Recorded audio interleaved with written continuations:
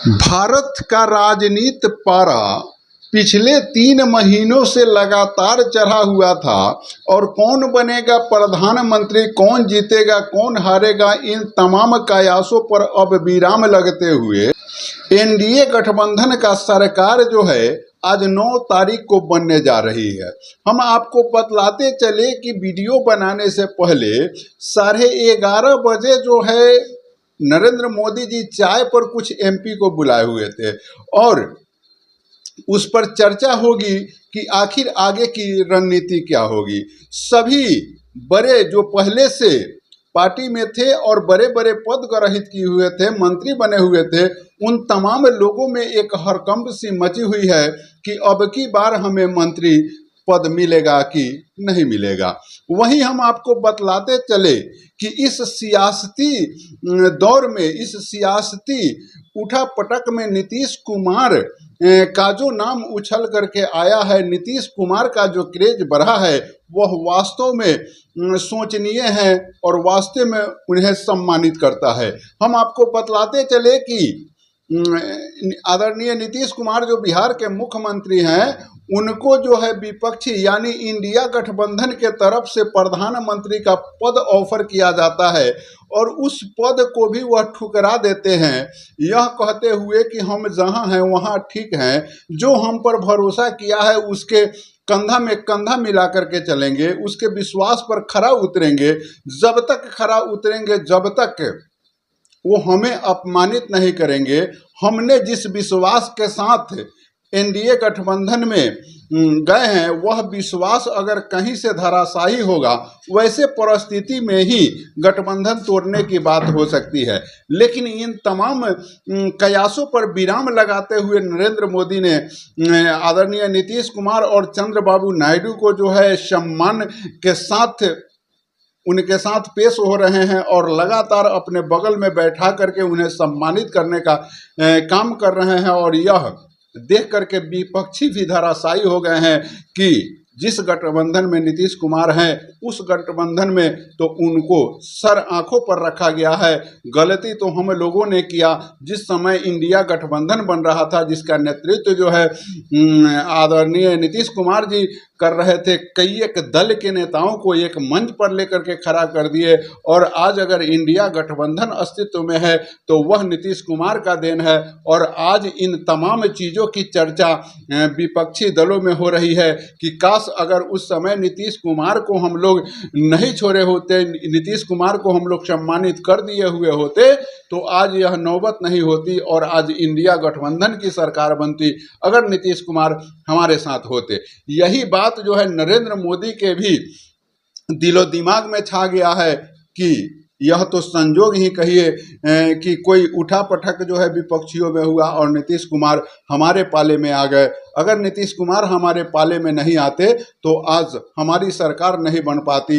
आज भारत के सरकार पर जो शपथ ग्रहण होने वाला है, यह देश का ही नहीं विदेशों का भी नज़र है और एक मजबूत प्रधानमंत्री के रूप में आदरणीय प्रधानमंत्री नरेंद्र मोदी जी जाने जाते हैं।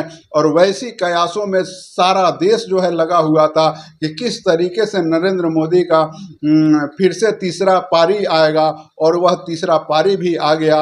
और यह पारी का दारो मदार नीतीश कुमार और चंद्रबाबू नायडू पर जाता है। और जिस तरीके से जो सदन में किसी भी दल का नेता चुना जाता है, उस नेता चुनने के दरमियान जिस तरीके से जो है नीतीश कुमार ने आगे बढ़ करके और नरेंद्र मोदी के हौसला को अफजाई किया, वह वास्तव में काबिल तारीफ है।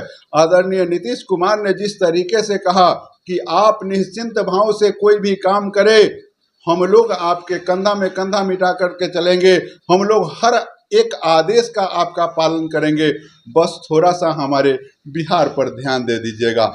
देखिए कितनी बड़ी बात। आज नीतीश कुमार जीवन के अंतिम पड़ाव में हैं, लेकिन उनके रगों में बिहार का विकास, बिहार कैसे विकसित हो सके, बिहार का कैसे विकास हो सके, ये तमाम चीज़ें लगा हुआ है। आप जरा सा सोचिए, उन लोगों के लिए यह बहुत बड़ी बात है जो लगातार पलटू चाचा कह के नीतीश कुमार को अपमानित करते रहने का प्रयत्न करते थे।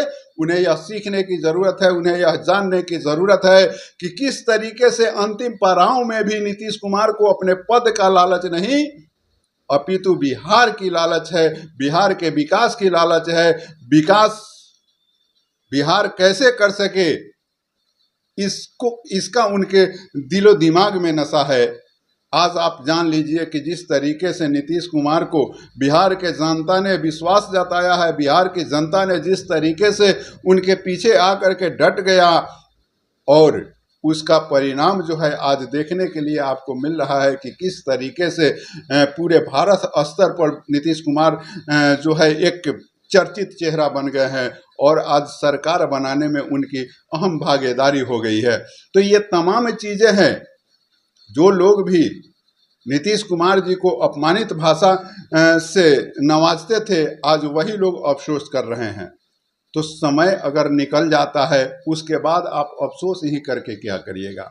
नीतीश कुमार ने तो यह प्रयत्न किया था कि हम तमाम विपक्षियों को एकजुट कर दे, हमारे साथ तमाम विपक्षी दल जो है एक मंच पर आ जाए, और उसको लाने का प्रयत्न भी किए और लाए भी।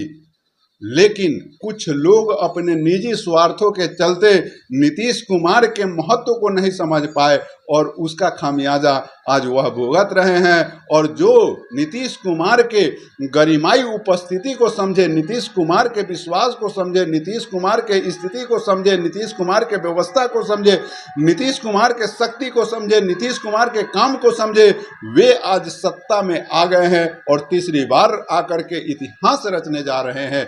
यही चीज़ें होती है, यही व्यवस्था होती है, और यही चीज़ें, इसको जिसे नसीब कहा जाता है, नसीब पर पकड़ कहा जाता है, यही नसीब पर पकड़ आप समझ सकते हैं कि आदरणीय नरेंद्र मोदी जी का हुआ।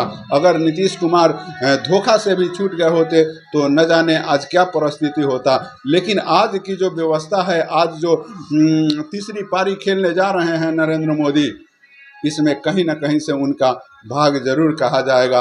और हम आपको बतलाते चले कि जिस तरीके से बिहार मंत्री पद पर भी घमासान मचा हुआ है, लेकिन हमारे आदरणीय नीतीश कुमार जी ने इस पर बहुत ज़्यादा ध्यान नहीं देते हुए और यह बात कहते हैं कि हमें मंत्री पद की बहुत बात नहीं, हमें विकास चाहिए, और वह विकास बिहार की चाहिए, वह विकास भारत की चाहिए, और तमाम तरह की विकास हो। उसमें हम जिस राज्य के हैं उसमें तो उसका आवाज़ उठाना तो हमारा दायित्व बनता है, हमारा कर्तव्य बनता है।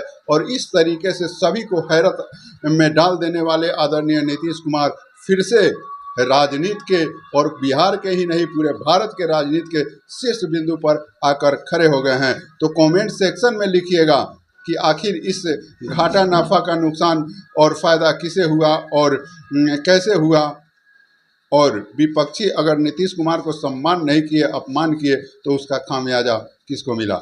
बाकी इस तरह की जानकारी हम देते रहेंगे। जय हिंद।